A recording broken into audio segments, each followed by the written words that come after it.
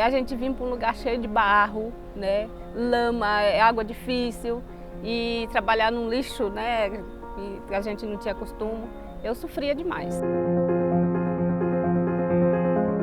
Era céu aberto, lá era ar livre, lá então a gente trabalhava muito misturado com muitas coisas lá. Tinha o trator empurrando. Aí eu caía, só acho que o pessoal gritou, porque senão hoje era para mim estar sem minhas duas pernas. Já vi muitas mortes, carreta passando por cima da mesa, trator, já vi muita fatalidade assim.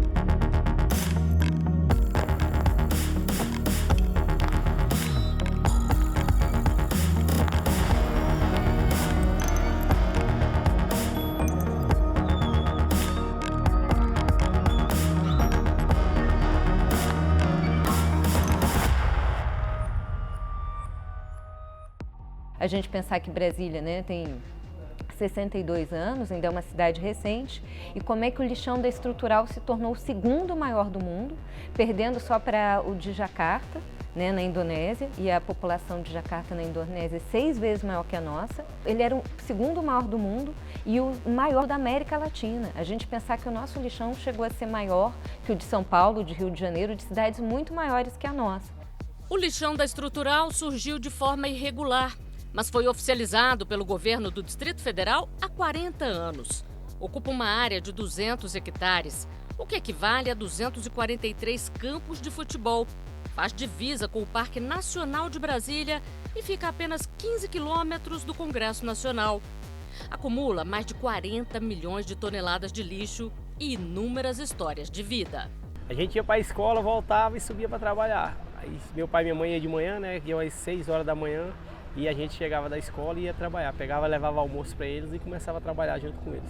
Tomava café da manhã em casa. Aí, enquanto os meninos eram pequenos, aí eu levava o almoço, né? Esquentava lá mesmo, num fogãozinho, fazia um fogãozinho e esquentava lá no álcool, né? Aí depois que os meninos começaram a estudar, aí eu ia 5 horas da manhã, aí vinha 10 horas da manhã arrumar o almoço e os meninos para ir para a escola, aí voltava. Às 5 horas da tarde eu vinha para casa. A estrutural, quando eu cheguei, era barraco de madeira, puro barraco de madeira, o esgoto corria a céu aberto. O mais difícil era nessas épocas, época de seca, muita poeira, aqueles redemoinhos, né, que dava, então tampava tudo de poeira, às vezes a gente tinha alguns problemas até de respiração lá, o acúmulo de poeira demais lá, e na época da chuva também muita lama, né. Por dia, mais de 2.000 toneladas de lixo eram despejadas aqui, além de 5.000 toneladas de entulhos de construções. Era só a caçamba chegar para a multidão de catadores começar o trabalho de separar o material reaproveitável. O que sempre foi descartado por muitos como lixo, virou sustento de gerações. Antes eu trabalhava na roça, fazenda, né? Trabalhava como lavrador, e aí era a minha vida, era essa aí. Aí os meus filhos vinham de lá para cá com a minha família. Trabalhava eu, minha mãe, meu pai e os meus irmãos. São 3 irmãos. Tudo na reciclagem. Minha vida era chorar com vontade de voltar para trás, mas não podia. Porque eu tinha um irmão aqui também, né, que estava doente, aí a gente tinha que ajudar ele, né? E aí com 2 crianças pequenas, aí a minha solução era trabalhar no lixão. Em entrevistas com algum desses catadores em 2017, dizia para alguns o que é lixo, para a gente é dinheiro, é fonte de renda. Claro que era um dinheiro e condições precárias, até em termos de saúde pública, mas eles tinham uma vida dependente daquelas sobras da sociedade. Eles estavam meio que nas brechas do nosso sistema social, de alguma forma. E durante muito tempo estavam atuantes lá e trabalhavam lá de manhã, de tarde, de noite, horas, jornadas longas de trabalho, uma vida de trabalho. Por mais que a gente soubesse que na estrutural tinha um lixão, tinham catadores que viviam do lixão, as condições de vida deles, em geral, foi muito invisibilizada durante esses quase 60 anos de existência do lixão. O lixo da estrutural, ele criou problemas estruturais, né? Os catadores acharam uma solução para a sua vida naquele lixo estrutural. Então a solução, eles criaram esses postos de trabalho, eles não existiam. Os catadores foram lá e criaram um posto de trabalho, tiraram um material e revenderam esse material, sem nenhum apoio do Estado. eles eram fantasmas, né? Eles estavam ali de forma oficiosa no lixão. Aquele tempo lá era muito difícil. Uma porque tinha muito os guardinhas, né, que não deixavam trabalhar, mas a gente ia escondido a trabalhar. E depois, quando eu completei uma idade ali de 15 anos, aí que oficializou mesmo da gente ir trabalhar, que dava mais pra gente trabalhar mais horas lá.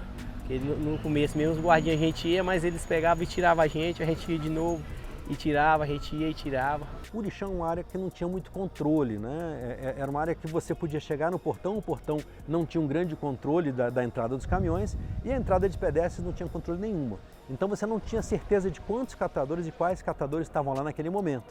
Na entrada, como eu falei, eram quase 6 quilômetros de perímetro de cerca abertos. Então os catadores entravam na hora que eles queriam, trabalhavam da forma que eles queriam também. Já vestia um bocado de roupa, as mangas compridas igual essas aqui, assim, né? E a calça também, às vezes a gente vestia umas duas calças, uma mais apertada e uma mais folgada, assim, por fora.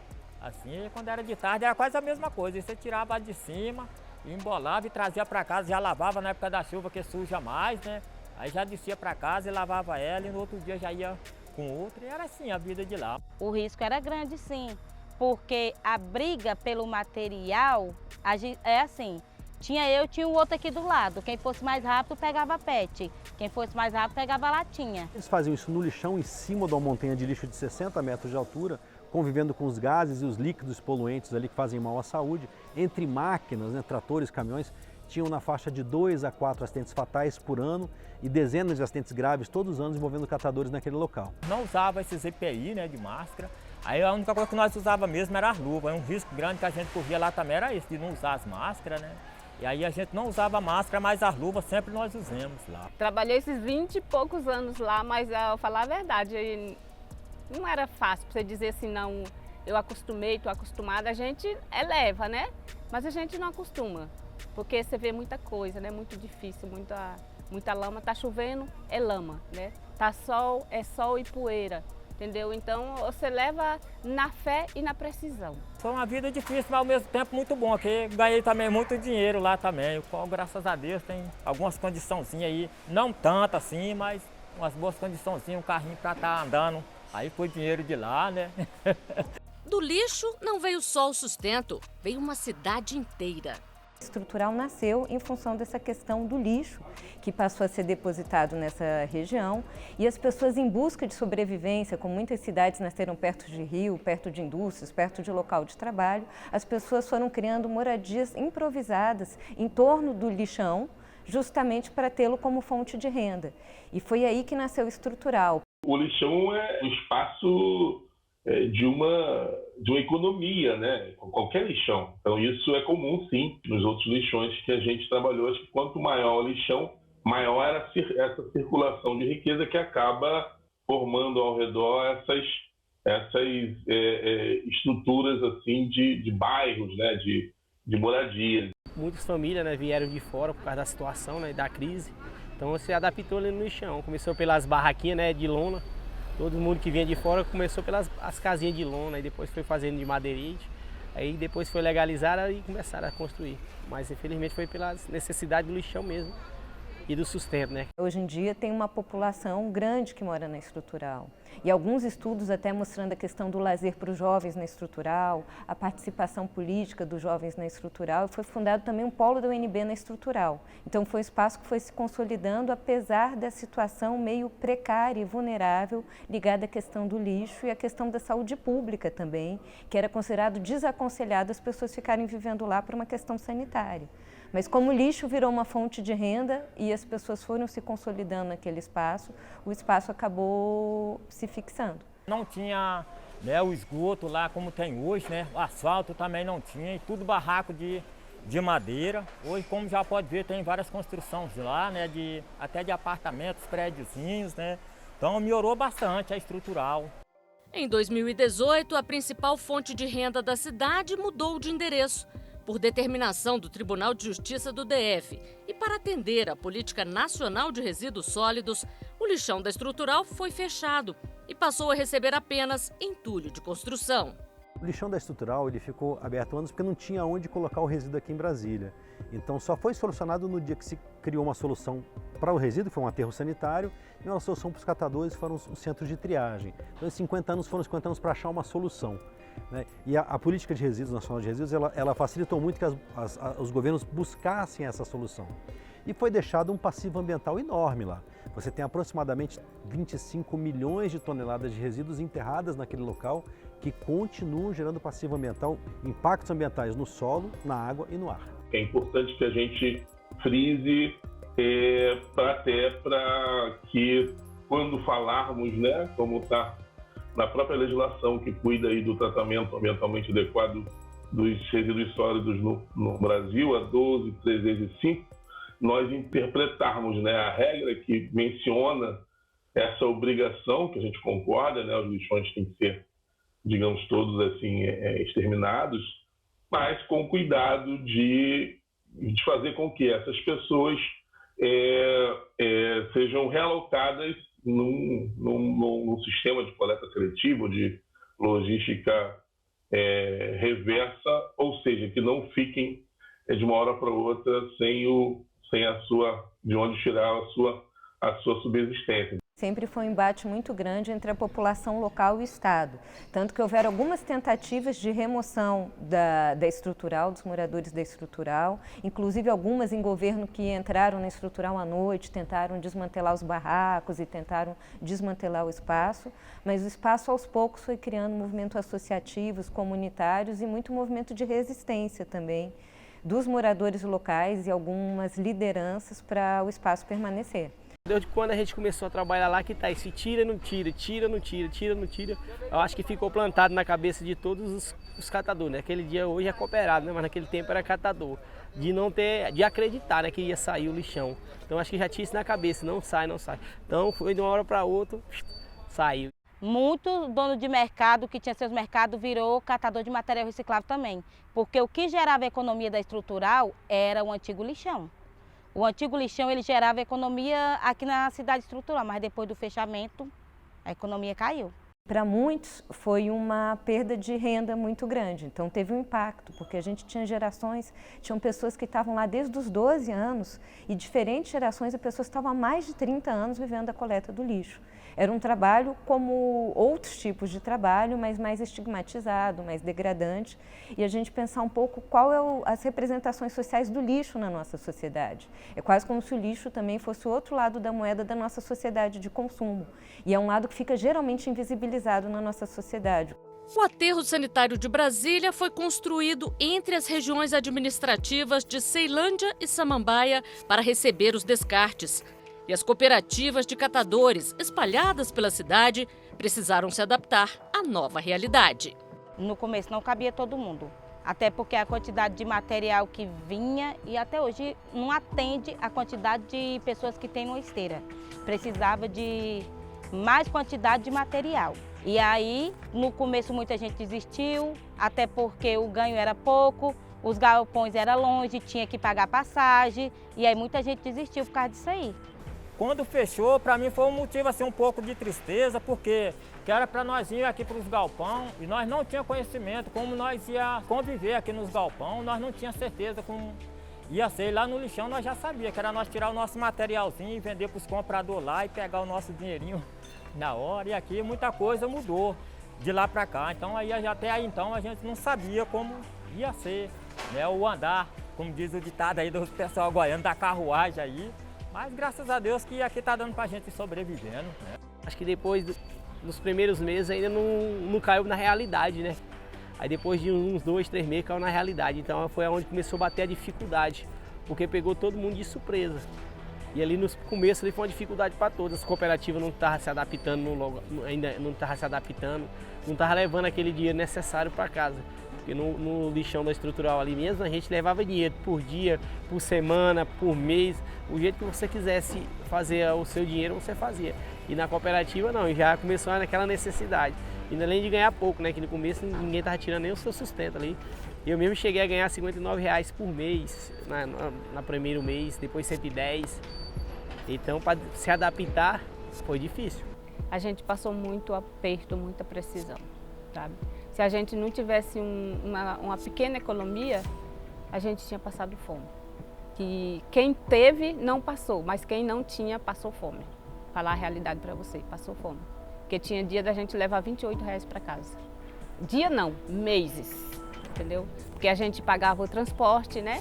E quando fechava o final do mês, a gente tinha que pagar o ônibus e chegava em casa, o que sobrava para a gente era R$28. Foi difícil. A gente reciclava o próprio material da gente, a gente mesmo tirava o dinheiro da gente, porém não tinha infraestrutura tipo igual hoje. Hoje a gente é amparado pelo INSS, caso eu me machucar, eu vou ser amparado. Só que em compensação, o dinheiro é pouco.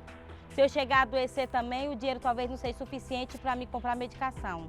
Só que lá no lixão também, eu poderia ter dinheiro, mas não seria amparada pelo INSS. A grande mudança que aconteceu, esses catadores foram colocados em galpões, centros de triagem, onde você tem um piso embaixo do pé, um telhado em cima da cabeça, eles estavam vendo no lixão, que era em cima do lixo, convivendo com gás, convivendo com o chorume, convivendo com os tratores e os caminhões, com acidentes graves e fatais acontecendo assim anualmente naquele local. Hoje eles estão em galpões, com condições mais dignas de trabalho, mais seguras, mas em compensação eles tiveram uma perda de renda. Porque antes eles tiravam o lixo, do lixo de toda a cidade, que dá mais ou menos 3.000 toneladas por dia, tiravam o material reciclável.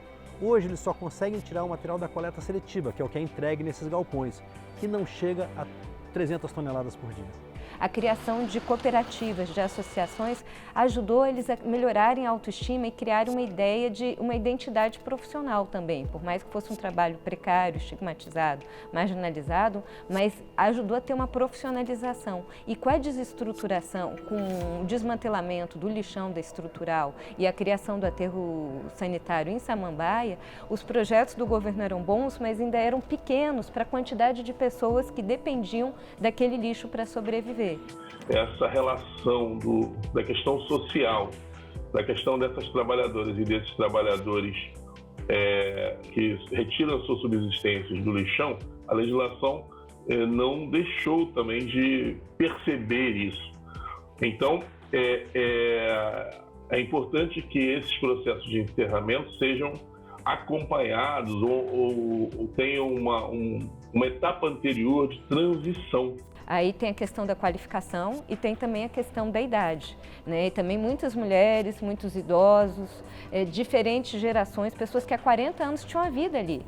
Então, para elas terem uma nova reinserção, eu acho que as cooperativas, a capacitação são saídas sim, mas precisam ser ampliadas em termos de oportunidades para abarcar mais pessoas e para dar conta da heterogeneidade dessas pessoas que viviam dessa coleta do lixo lá na estrutural. Na realidade, precisa o governo cumprir com o que ele prometeu. Que ele falou material selecionado, não vem. Vem material, mais lixo às vezes do que material. Então, precisa de verba para poder manter a cooperativa, né? Que nós depende de ônibus, e aí às vezes não tem, né? Precisa de dinheiro para abastecer.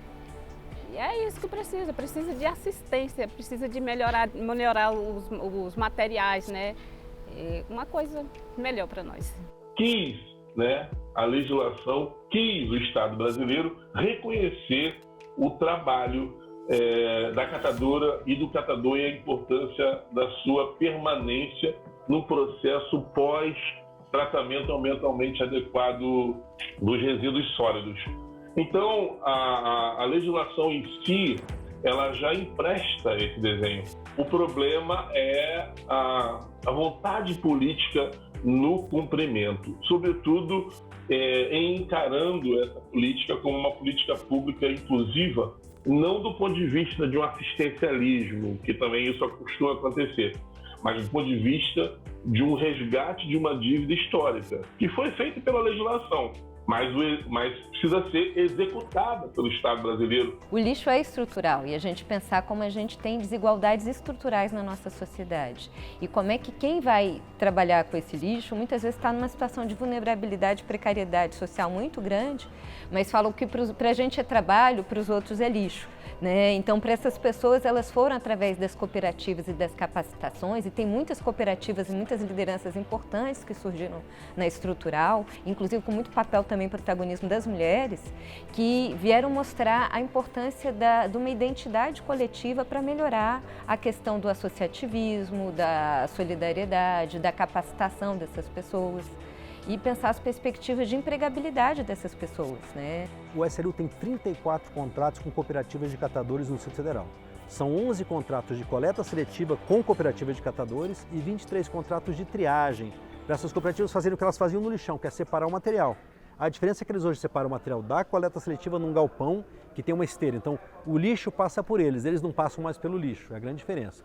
A renda, alguns catadores falam que abaixou um pouco a renda. Hoje eles têm uma renda média de R$ 1.800 por catador por mês. Tem cooperativas que ganham um pouco mais, cooperativas que ganham um pouco menos, mas é uma renda média com o INSS sendo pago.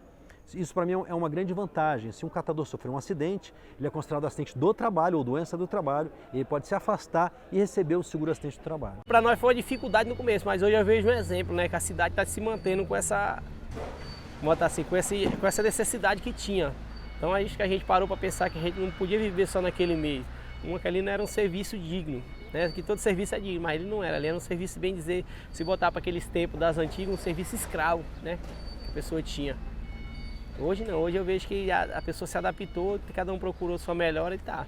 A visibilidade dessas pessoas, ou a não visibilidade, é a forma, eu acho que é um pouco da forma como a gente enxerga a nossa participação ou não participação para esse resultado que são os lixões, né? A gente acaba não percebendo que somos muito responsáveis também. Existe a responsabilidade do poder público, do setor empresarial, mas existe também a responsabilidade da sociedade.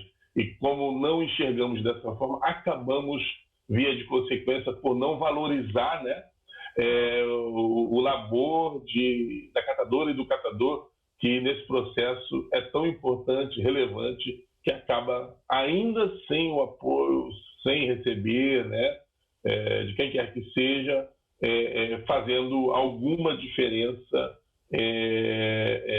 para que isso não seja ainda mais drástico para a cidade, para o Estado, para o país e para o planeta. As pessoas não conseguem entender que uma pequena ação, que é uma ação cotidiana, rotineira, ela pode mudar a vida de 1.500 a 3.000 famílias, né?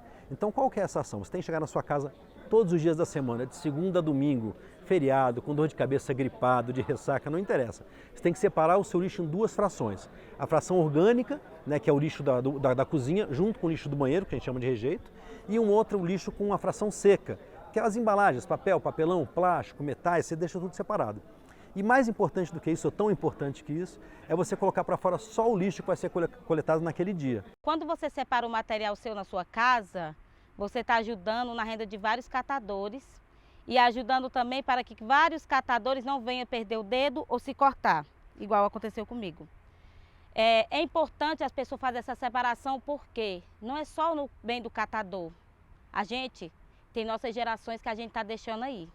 Então a gente, além de pensar no catador, tem que pensar no nosso futuro. Cada vez que você, por exemplo, né, descarta de forma equivocada, né, um produto e aquele produto vai, por exemplo, para o aterro, vai para um outro ambiente inadequado do ponto de vista ambiental, primeiro, né, você interrompe precocemente, né, o ciclo de vida daquele produto, né, ou seja, ele poderia ter circulado mais, ter sido utilizado de outras formas, reciclado, enfim, ele teria um ciclo de vida maior, e isso é um impacto, né, e não impactaria na natureza.